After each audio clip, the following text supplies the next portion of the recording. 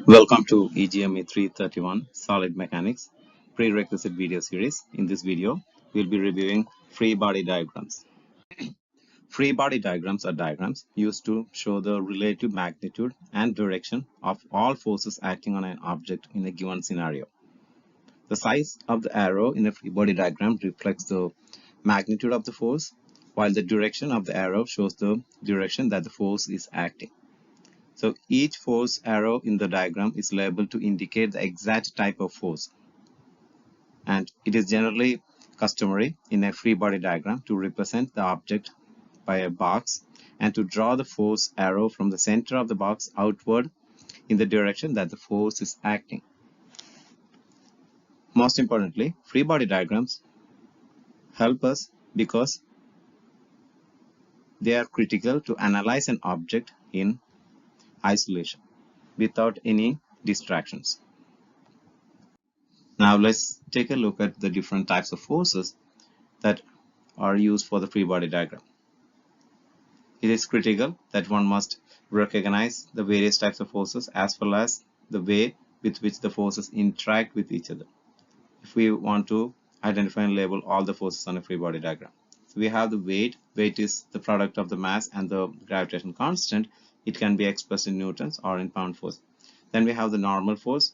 So according to Newton's third law, every action has an equal and opposite reaction. So let's say an object is resting on a surface, there would be a normal force acting in a perpendicular direction to the surface of the object on which it is resting. And in the absence of any additional forces, the magnitude of the vertical component of the normal force would be equal to the weight of the object. Then we have the frictional force. So what is friction? Friction resists the movement and it always acts in opposite direction of the movement, and also it acts parallel to the surface and is perpendicular to the normal force. Then we have the tension.